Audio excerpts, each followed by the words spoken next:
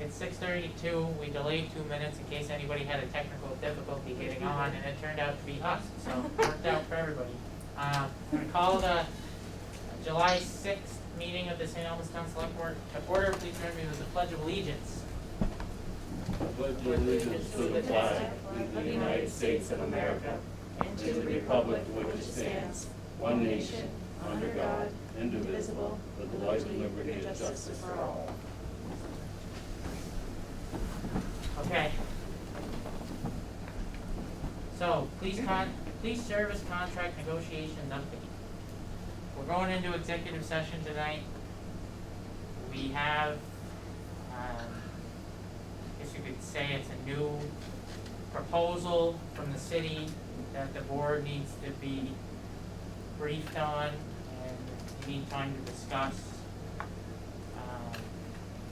I will say that up until the middle of last week, Carrie and I were firmly executing the plan that the board laid out for us at our previous meeting. We had spoken to more than 2 municipalities that currently contract with the sheriff's office. The feedback from everyone was very good. They said that they may not have been happy previously with a previous administration, and that they were concerned at the time, and that they've given the new sheriff an ample amount of time to make his corrections, and they've all said that it's been a really good experience and they're really glad to be able to work with him, so that was really reassuring. Richford even said that they may have had to cut back their hours with the sheriff's department, it was more of a revenue issue than anything else. They said they wish that they could have the sheriffs up there more. So the new offer from the city, I'm not going to put a number on it until the board has a chance to discuss it, but it's a 1-year extension essentially of our current contract at a price that is much more comparable to what we have been paying and will pay this fiscal year that just started last week. So basically, all the bids are out in the public. Everybody knows where we were at before this last offer. We had an opportunity, and we still have an opportunity, which is vetted out well, to work with the sheriff's department for a guaranteed 3 years with 2 option years for a total of 5. If the town decided to execute years 4 and 5. And over the course of that 5-year agreement, it would save town taxpayers 7 figures versus the city's most comparable pricing that they've submitted to us.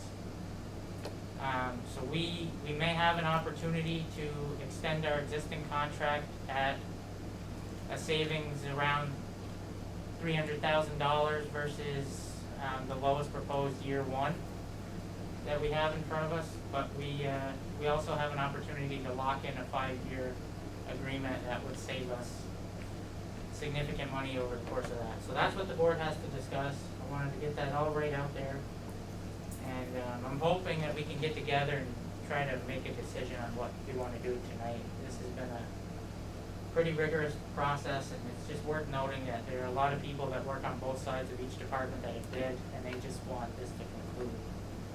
We're talking about people whose jobs may be cut if we move one way or another, and people that need to hire people, so if we could move forward tonight, that'd be great. So that's where we're at. Aaron, you're on to warrants, unless anybody wants to discuss that further. Did I miss anything? Is there anything anybody wants to add to that? Okay, sorry.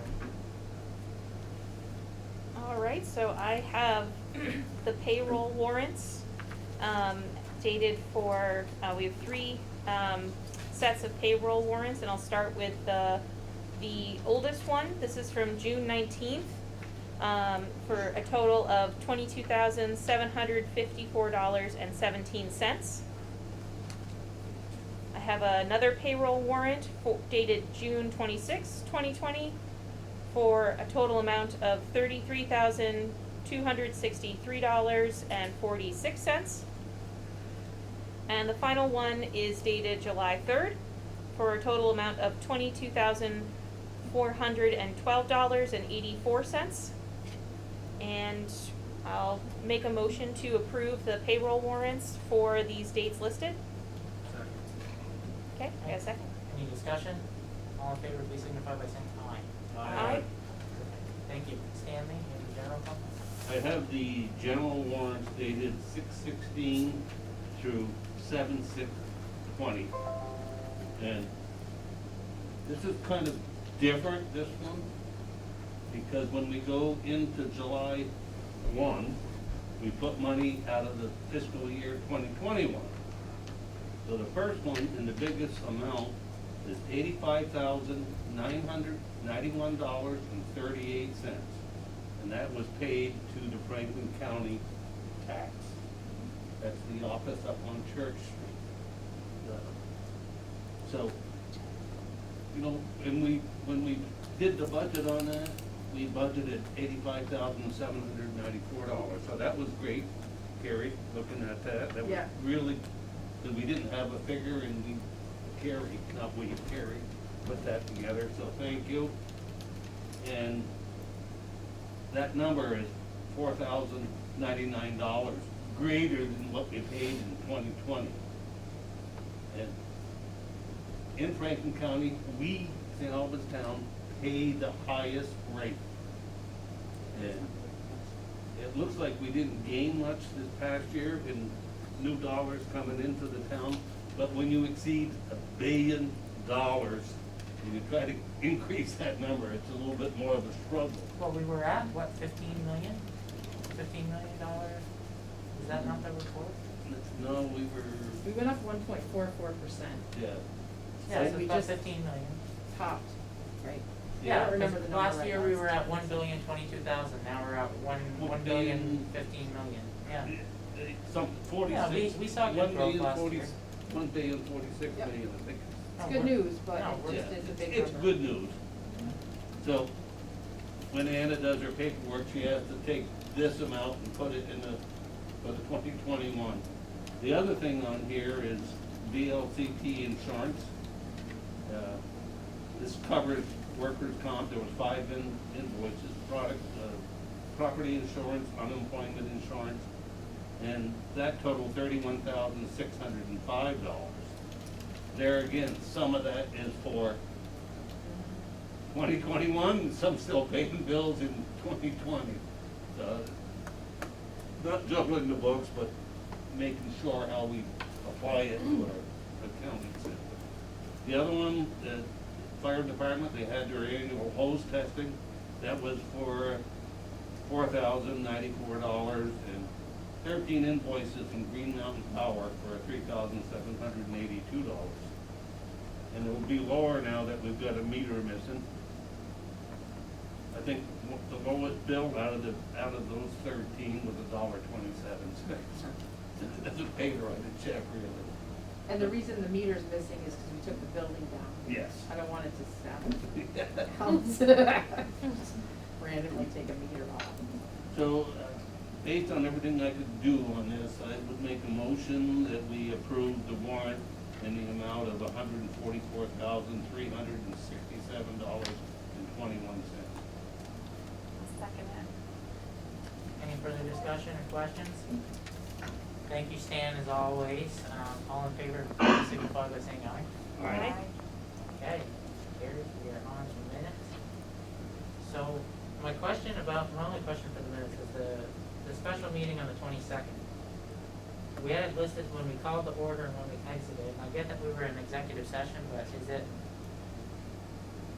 is it good or bad to know when the sheriff left and when we started with SAPD and when SAPD left and then when we adjourned, showing that everybody got a pretty equal time slot? Or is it better to just say we all went into executive session and what happened happened? I've done it both ways. I mean, it's really a preference. I kind of like having when people enter and leave in there, but it's not required. If it could be doable, I mean, when we leave this process behind and knowing that maybe a year even, or 5 years, new people potentially are gonna be here, and they're gonna be going through the same process, and if they wanna check minutes and see what we did and what process we went through, granted, one of us should be around to be able to tell them if they ask, but it'd just be nice to say, hey, well, they interviewed both for about 45 minutes, they took 15 minutes to deliberate, started the next interview, and that's a good process. I felt like that worked out very well for us. That's my only, Would you like me to make that correction? is the board thing, I would like to, but, Yeah, makes Okay. sense. okay, Yeah. thanks. Anybody have anything else for minutes? Okay, anybody wanna make any motion? Motion to approve. Well, I'll make a motion to approve the minutes. Okay, for the 22nd, 15th. Okay. I'll second that. Perfect. All in favor, please signify by saying aye. Aye. Okay, so, public comment. Is there anybody here on Zoom that would like to make a public comment?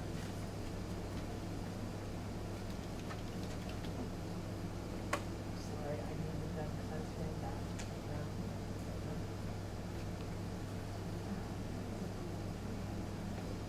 Let's move it. Is there a speaker view that's better, because I don't understand why I won't let you unmute when I already muted. Nobody? Does anyone wanna speak? Can you hear us? I was looking at you, wants to talk. No? Okay, never mind then. All right. All is you guys well? are good. Okay. All right, so moving on. Agenda item 6, town manager report. All right, so the first ordinance is just a review of the parks ordinance. It was discussed at the last meeting that perhaps we should prohibit horseback riding because there was one individual who thought that was a good idea. We don't want any damage done to our brand new trail system, which is meant primarily for pedestrians, humans, I guess.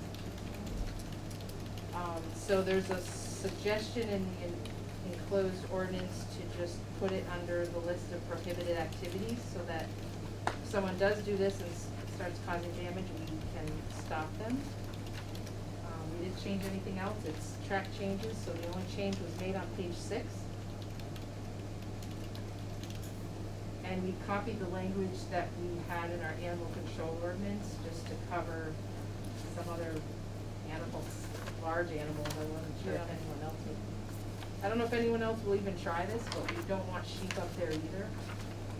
Or cows, goats, or. Yeah, sometimes people go hiking with llamas and alpacas too, so. They do with Yeah. smugs, and people Yep. pay for that Yep. dearly, so, yeah, I Mhm. know. So that was just our suggestion, open to any suggestions, but, and then it's also on page 8, the last page, where we, just for an exclamation point, said also horseback riding is not,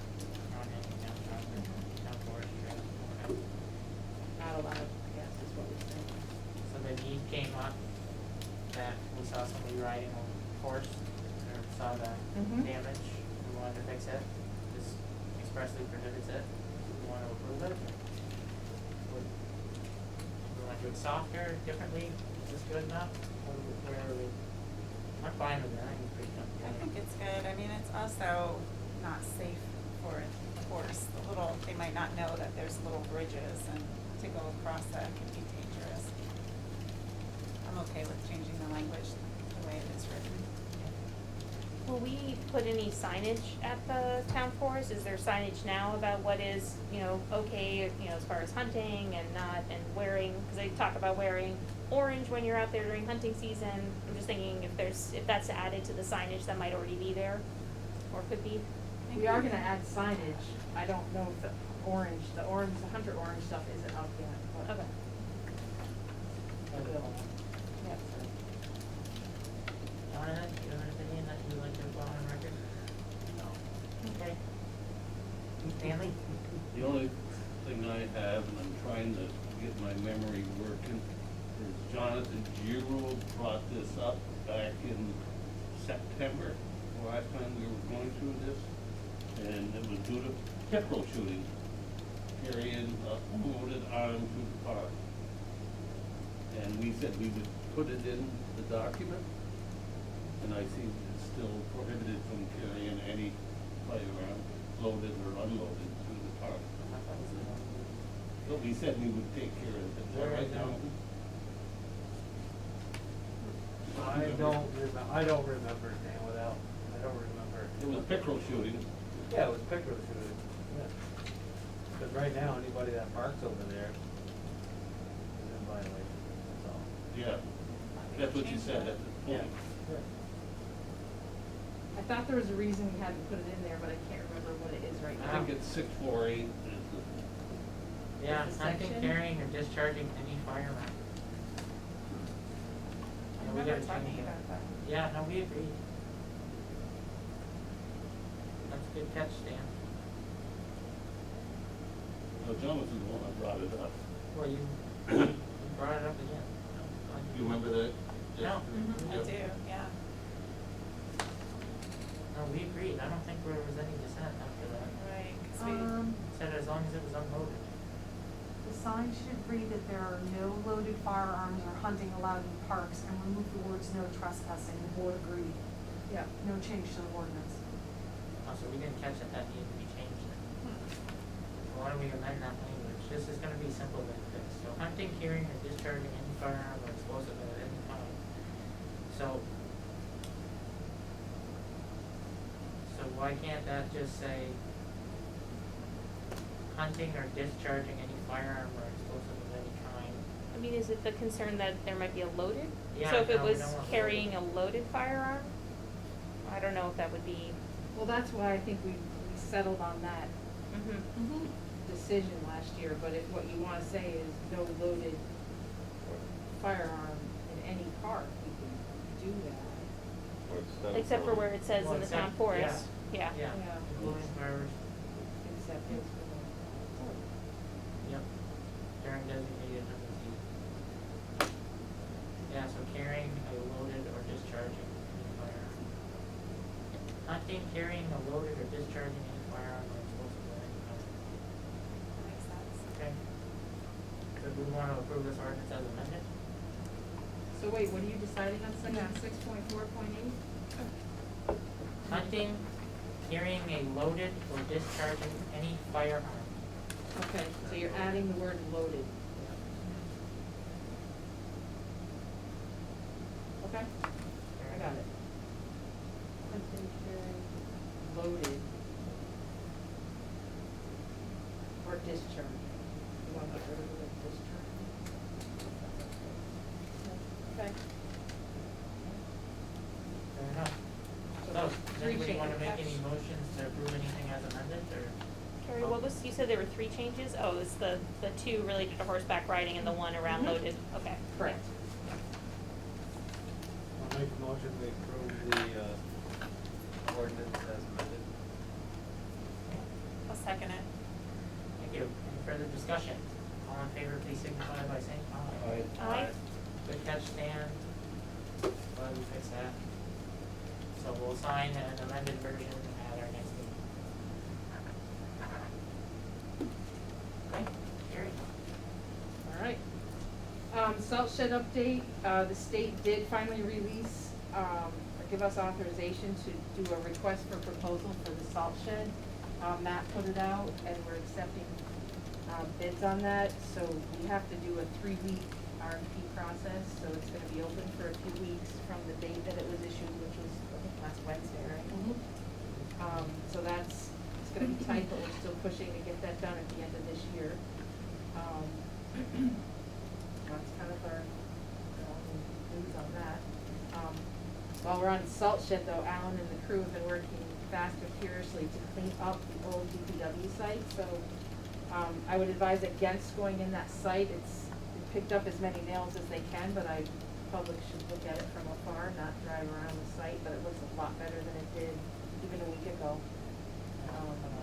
They're working really hard to do that, and at a time where dumpsters apparently are scarce because everyone else is cleaning right now, so Alan had to do some almost bartering to get some dumpsters there to keep us on his schedule.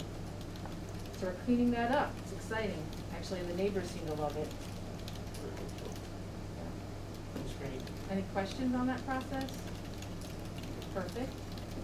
The COVID update is very, very brief. At this point, we're kind of all steps holding steady with, I have listened to the governor's press conferences. They're becoming shorter and, I don't know, not less relevant. They're still relevant because we're obviously, the town hall is open by appointment only. And we're still in the middle of a pandemic. It's just that we're kind of in a new routine. The new normal word gets overused, but we are actually doing that right now. Most of the information, we are updating our COVID tab on our website every day, or at least as often as needed. It seems like almost every day. And the state is doing so as well on the healthvermont.gov and the accvvermont.gov site. Those are really helpful. They're updated often. So they have good information for business owners and residents and just the general public. I wasn't gonna add anything else, but I didn't know if anyone else had anything to add. The fourth thing on here is the 2020 census. I know it has gotten a little bit of press, but really need to encourage people to fill that out. It does only take 5 minutes. I did it. This is the way we get grant funds, and grant funds both the state and the local governments need. So if you know anyone, just kind of keep saying it out loud and often. We need people to fill out the census, and it's pretty much risk-free. The government just wants to count bodies at this point. The last two things under town manager are just the town gets copied on these. There's no action required.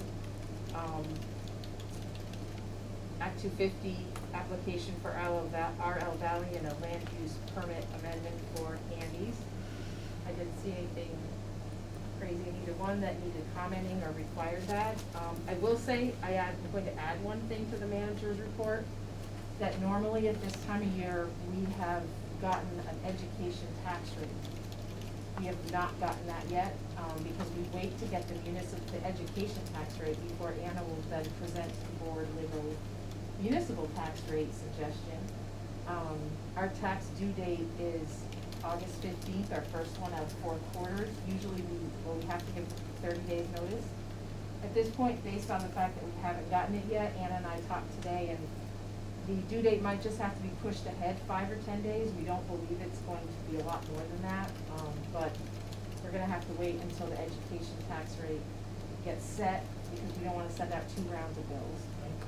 And we're also waiting for people to complete their taxes and fill out their homesteads so that they don't get a higher than necessary bill. So we're on it, we're aware of the time of year, but we're not ready to go there yet. So. Thank you. Anybody have any questions for Carrie about anything? I'd just like to add to what Carrie was saying. I did stop and check the same thing you did with Anna. And I said, well, you're $200,000 down, $200,000 down from people paying at 100%, which is not bad. It's not bad, that's That's correct. very good. That's a delinquent tax number you're talking about, yep. You're right, and there was a customer in the industrial park that owes us $85,000, and 2 private residents, that one owes 50 and one owes 35, and they called in and said they were paying up this week, so it's probably gonna be our best year ever. Yeah, Literally. And we have, some municipalities in Vermont have taken short-term loans. We, as our taxpayers are aware of, have some reserves. If we had to, we could loan ourselves money and not have to pay for that. So that's our option B, but I don't believe we're going to need to go Need it there. right now. That we're able to pay our bills and continue paying our bills on time. We're in better shape than normal, all things considered. Yep. Everything. Literally. Right now, it feels good. Feels good. And To be we're in a bubble. conservative. I mean, we're in a bubble. You look at any national report on any coronavirus related, and all the mapping, we see Vermont green, the rest of the country's yellow and red. It's kind of, St. Albans, we're kind of in the same boat. We're in a bubble. Everything seems to be green here, but I don't know. I just wanted to mention the tax rate, because those of us that are planners know that that's usually the mail they get in July. And it will be coming, just not maybe at the exact same time. Thank you, Carrie. So the schedule, we have our next meeting on the 20th, and then again on Monday, August 3rd. Depending on how tonight's discussion goes, we may need to call a special meeting for the police contract. If if it's needed, but we don't have to pursue If we wanna make a decision, we can reopen the select board meeting and do it right tonight. You can. Okay. You can come out of executive session and make a motion. Yes. Fair enough. Yeah, cause the police service contract was on the agenda. It is, yes. Yep. Okay, fair enough. Then, an important save the date for everyone, the town forest, grand opening, August 1st. And while we're here, it's worth noting that Carrie and Jessica spent several years gathering grants, working with community members, developing partnerships, and the public reception to your hard work and how it turned out has been the most well-highlighted rollout of any one project that I think I've seen since I've been involved with the town. It was an underutilized resource. It's really nice now. Everybody's really happy. I mean, I don't wanna be cheesy, but I think those of us who, I know Alan chipped in on it too, but we should literally clap right now. I'm saying it, clap. Everybody clap.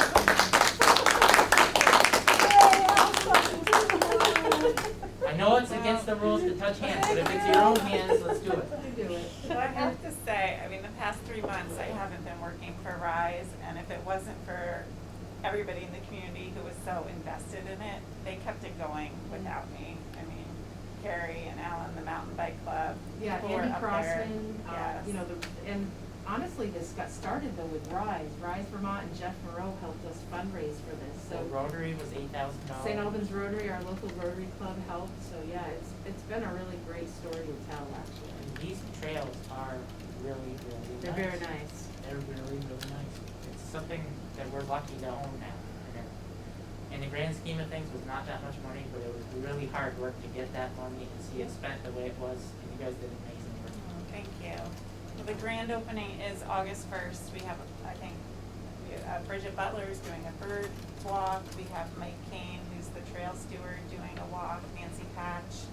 Mountain Bike Club's gonna lead 2 mountain bike rides. So if anybody wants to do anything, you do have to sign up though, just because we have to limit the numbers. So you can email me to sign up. Thank you very much. Look forward to it. Does anybody have anything they'd like to add under schedule? Okay, so, I had an interesting meeting today about water quality with local leaders from St. Albans City, one Franklin County State Senator, and the Select Board Chair from Georgia.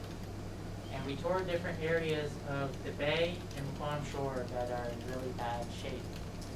If the water level is like mid-August low, and I don't know, we were looking and it looks like there's bacteria, I don't know, it looks like there could be an algae bloom literally across the whole bay at any given point. It just looks awful. And then you look in the Mill River and that plume in front of it, and it's just, so it started yesterday. A local employee of St. Albans City sent out a picture near a camp that he owns off of Georgia Shore of really bad bacteria blooms and how awful it looked. He said, you know, if it doesn't look bad enough, you should smell it too. By the way, come on down tomorrow. So we said, okay, let's do it. The thought is, this problem's going back generations. It gets worse and worse every year, and we're not, I mean, the state went from spending $5 million a year on water quality to $60 million. A lot of it's gonna be eaten up with administration costs, but the thought is, while that money starts rolling out, we've gotta position St. Albans and Georgia and Swanton to get as much of it as possible for meaningful projects. And then you look at examples of where water quality got really bad and what a community did and how it was partially solved. You look at Lake Carmelite and that giant multi-million-dollar aeration system that seems to be making some type of a positive effect. Maybe there's a big multi-million-dollar project that we could do with state money in the bay or near the bay or near Mill River. I don't know. I'm not an ecologist.